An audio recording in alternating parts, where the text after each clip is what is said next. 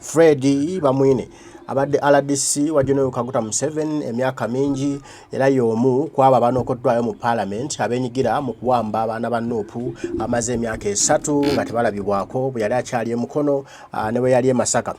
wadde kati nga yafuuka kaminsona takyali RDC avuddeyo no n'akawangamula bambuuzizza ku nsonga lwaki abaana ba Nuupu bebakwata n'obukofiira ballet eya red nga kuliko akafaananyi ka Kyagulanyi n'ekigambo nti people power our power bwe bakwatibwa batwalibwa mu kooti z'amagye gye babavunaanira ate Jamiru Mukulu gwe bamaze emyaka mingi nga batugamba mutujju akuba bbomu e Kampala assa abantu ayokya abaana mu masomero akwata abakazi abafumita ebiti mu bukyala ebyali Entebbe mwabiwulira nti oyo omuntu akoze ebikolobero bwe bityo nga ze akuba bbomu atega motoka n'agoocha lwaki we yakwatibwa ye awozesebwa mu kooti ya bulijjo Bamwine akawangamudde n'agamba mbu Jamiru Mukulu talina musango era tebamukwatangako na mmundu n'emu kyategeeza nti nno bulijjo bamuwaayiriza bulijjo Jamiru Mukulu bamuteekawo nga kangabaana naye nga tewali ADF bigambo bye yabyeyogeredde si byange naawe ogenda kubiwuliriza ofune judgment eyo otegere nno bulijjo ekya Jamiru Mukulu Adf Kiwanyi bakiteekawo buteesi naye nga tekiriiwo kati nno mbu abaana ba Nuupu okumusanga n'akofiira yeba mmundu katumufune Freddy Bamwine abitugambe kooti eyasimateeka eragira ekintu negamba nti abantu ababulijjo bave mu kooti z'amagye abatwalibwayo balina bukofiira obumyufu ne babagamba nti abo balina ebyefaananyiriza ebyamagye bagenda eri naye ne mukwata Jamiru Mukulu ng'alina emmundu 10 n'abantu basse 10 oyo yawoleza mu kooti ey'abantu ababulijjo naye aba Nuupu abajasa akakofiira akamyufu kabulabe okusinga emmundu za Jamiru Mukulu gwe Jamiru wamusangako n'emmundu wangi wamusangako n'emmundu yogera ng'otunde mu kamera Jamiru Tanzania gye bamukwatira bamusanga n'emmundu Mr. Bamwine abantu abatulaba obagamba nti bulijjo muwaayiriza Jamiru Mukulu talina mmundu nkubuuza Jamiru Tanzania gye bamukwatira exhibits bamusangako emmundu yalimu Mr. Bamwine Mr. Bamwine sokoli omanyi saga tuzanyire mu bintu bya security ku bulamu bw'abantu emyaka gye mumaze nga munoonya Jamiru Mukulu lwakutta abantu kutega bomu kukuba masasi talina mmundu nkubuuza ono lawyer amateeka gatambula n'ekibayita evidence ubamukwatira yali ayina ki bulijjo muvunaana ki so excuse me mumuvunaana lwe mwamukwata biri ebyemabega byonna nebya ADF byonna temubimuvunaana other files naye file gye bamukwatira kuba bamusanga eyo kibamusanga ko kinene exhibit za passports ndoza abiri mukaga emisango egyamusomerwa gya passport mu kooti high court ngetudde jinja kuba lwe yasooka kwogera ku maaka akabonero akabonero so si ku nkofiira nga bweri nti enkofiira bwenebeera nga topi kati kiringa bono jano ngaba terina kubako omuntu addamu kwambala topi ya black kubanga amagye gambala topi ya black teriteeka bwerityo naye teeka lisobola ogamba nti topi eno eya black amagye gagikozesa naye teri muntu akkirizibwa gikozesa ng'eriko akabonero kano akamagye ke tugitaddeko wano buli anagyambala nga kuliko akabonero kano aba akopye magye naye senga anagyambala nga ya black anjereera aba talina musango gwazizza kati beret zirina mark ezaabwe zebagira zirina mark eraga nti bw'ogikozesa even international bayinza okulowooza oli wa magye naye bw'ogikozesa ng'eri empty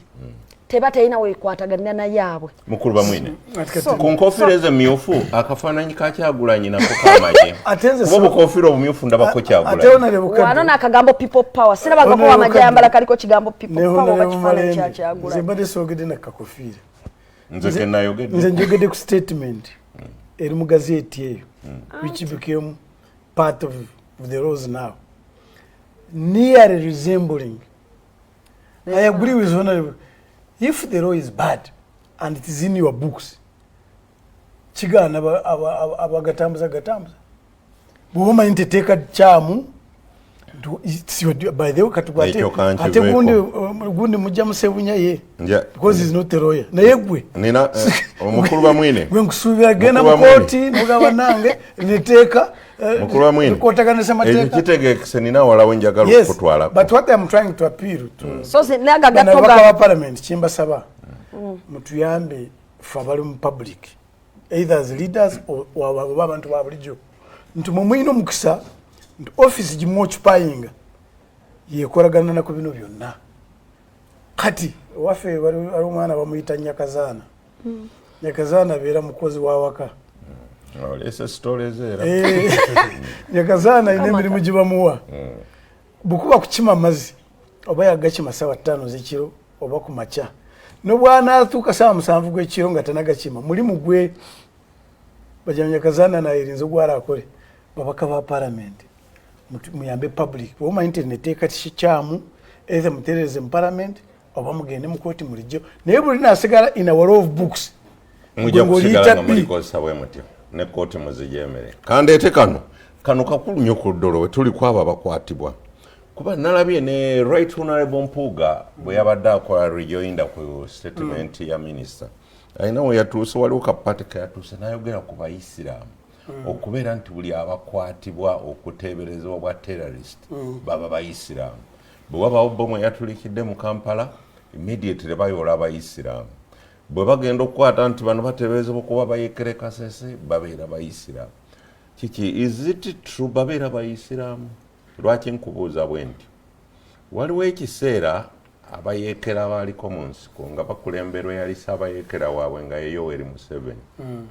naye ekiseera ekyasookako emabega ng'ayeekera Amin ffe gwe tumanyi nga Yoweri Museveni mu biseera bye by'obuyeekera ye yali Kasimu ng'era bwe bamusanga eyo baga musajja musiraamu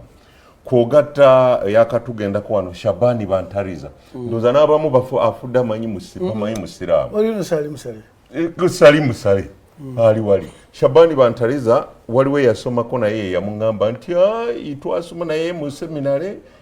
yali brother nga ya Sebastian Bantariza bwe yayingira amagye n'afuuka Shaba neyetuuma Shaba waliwo ne brigadier chef Ali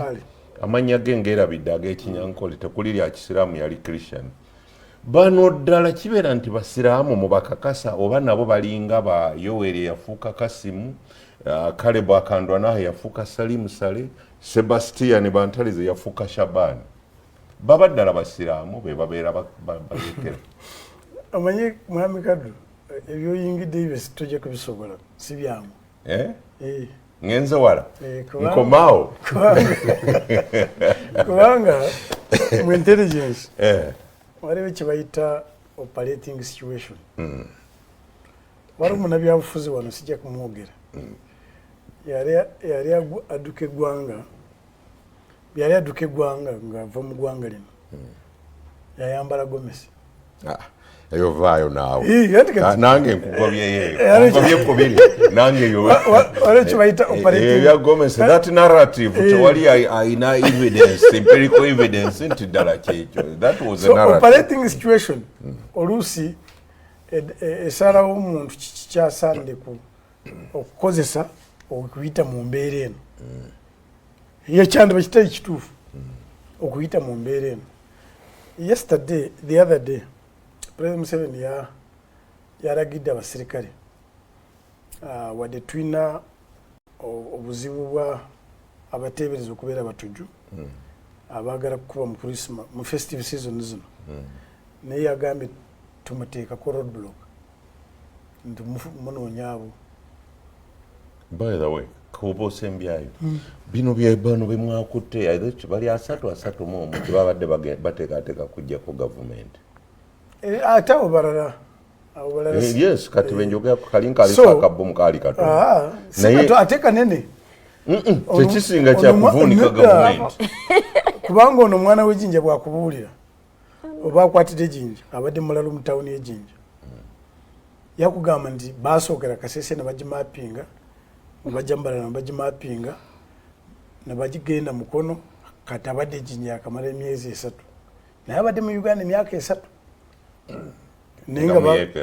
yes bamujja yava Kongo ne bamusindika eno naye ng'akubuulira muki wa ggwanga ki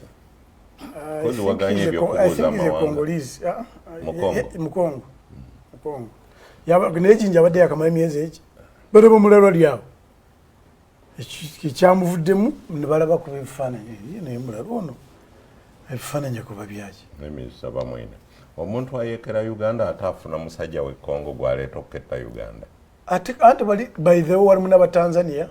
kubanga as long as you are associated with them oluusi bakuwamba n'ofuuka bo as long as you train with them for some time. Congo bamaze emyaka 25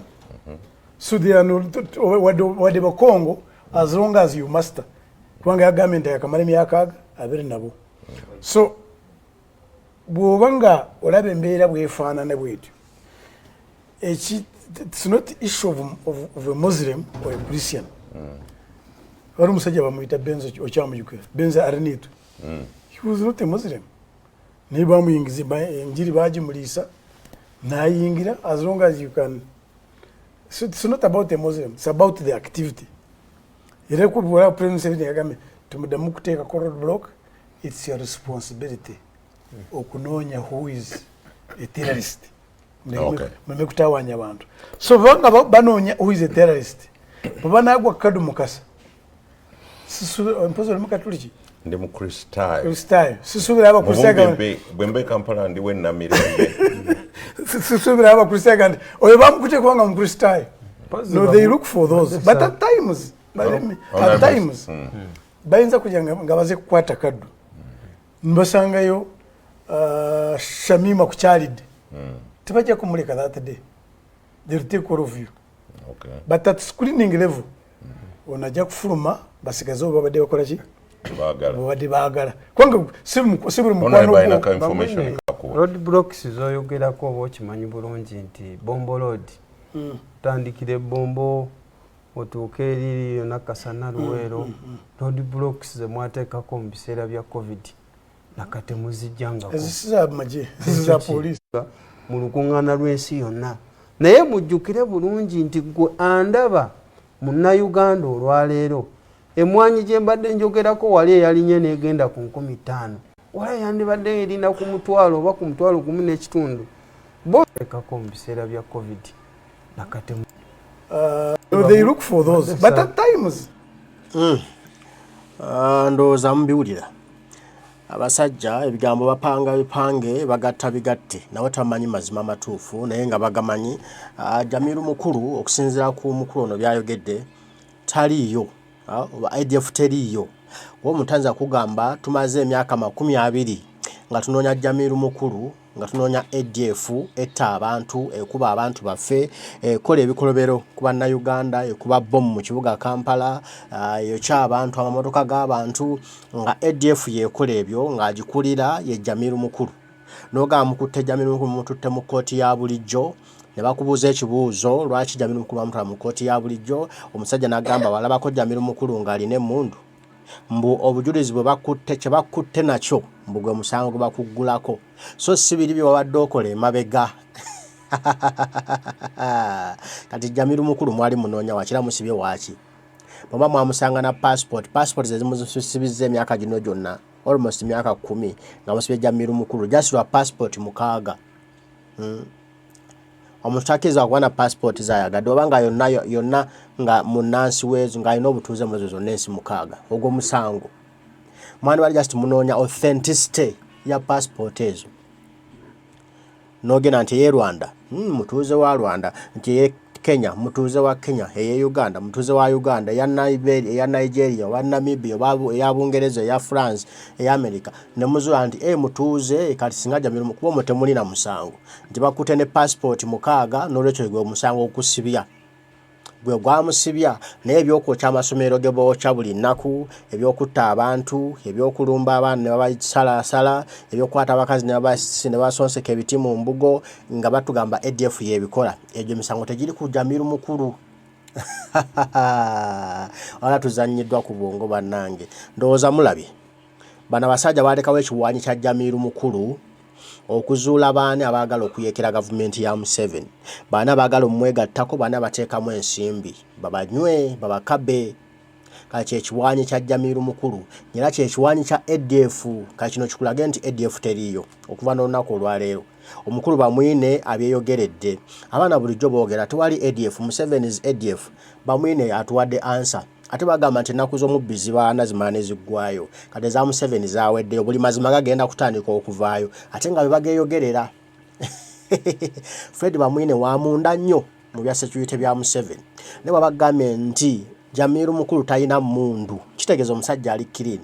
just bamutaddewo ng'akkanga baana ali clean agambye kenyi talina mundu gwamukwatako ne mundu wali omulabyeko ne mundu ng'atalubuuza ffe be batugamba Jamiru Mukulu wa ADF yagikulira yatta abantu ADF yali mu kuba bomu e Kampala atabuuza ffe nti omulabyeko ne mundu kati bulijjo batugamba biki aha mujja kwogera amazima temunnaba munaagenda ate mukama bw'atyo bwakola ebintu mwaba abonereza abantu abatemu abakozi b'ebikolobera abakozi b'ebivve tabangwira wabula asooka be-exposinga ne baggwayo ne balyoka bava mu nsi nga tebakyalina wadde neki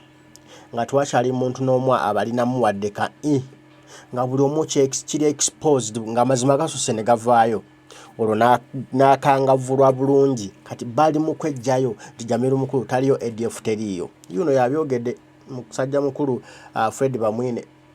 nene badawo ne babageta Jamiru Mukulu gyali ADF gyeri ate kati wali omukutteko ne mundu abuuza ate ffe abatamumanyi Jamiru Mukulu ne Adf Kawanyi kakulirako ssente naye babyeyogeredde bajja kweyogera tebannaba kale mbaagala nnyo banywanyi bange tujja kuddamu tugambe ebigambo Mungu bw'anabakkiriza bataayi mwerabe